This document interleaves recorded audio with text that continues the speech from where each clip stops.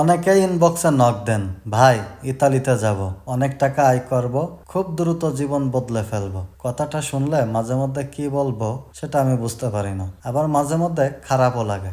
কারণ হচ্ছে যারা বাইরে থেকে ইতালিকে দেখেন তারা শুধু চকচকে ছবিটাই দেখেন, কিন্তু পর্দার পেছনের ঘাম, রক্ত আর চোখের জলের যে গল্পটা, এটা কেউ দেখে না। আজ আপনাদের একদম ইতালির বাস্তব চিত্রটা তুলে ধরবো। ইতালি এখনো স্বপ্নের দেশ, ঠিক আছে, কিন্তু সেই স্বপ্নটা কি সবার জন্য? একদমই না। আজ থেকে 5 বছর আগে ইতালিতে যেভাবে সহজে কাজ পাওয়া যেত, এখন পরিস্থিতি কিন্তু পুরোটাই বদলে গেছে। কাজের বাজার আগের চেয়ে অনেক বেশি প্রতিযোগিতামূলক। আপনি যদি ভাবেন এখানে নামলেই টাকা কুড়ানো শুরু করে দেবেন, তাহলে ভুল করছেন, বা আপনি ভুল একটা চিন্তা নিয়ে বসে আছেন।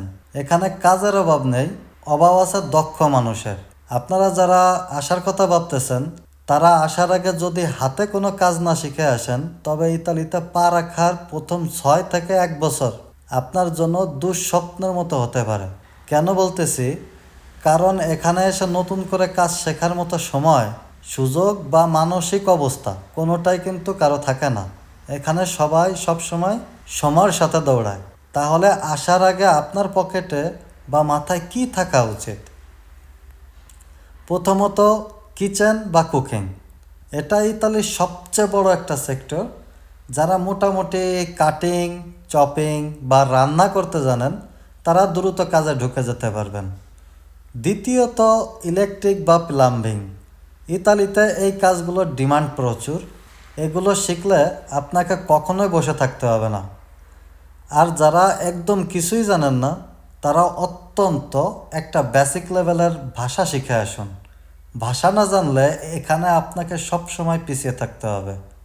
আপনি হয়তো প্রতিদিন মনে হতো দেশে ফিরে যাব নাকি, কিন্তু ওই যে যে একটা জেদ, ওই যে পরিবারের একটা স্বপ্ন, সেটাই আমাকে কিন্তু এতদিন ইতালিতে টিকিয়ে রেখেছে। তাই আসার আগে যদি আপনি আপনার মনের সাহস আর হাতের কাজ, আপনার এলাকার কাজের অবস্থা কেমন, কমেন্টে জানান, যাতে নতুনরা এখান থেকে আইডিয়া পেতে পারে।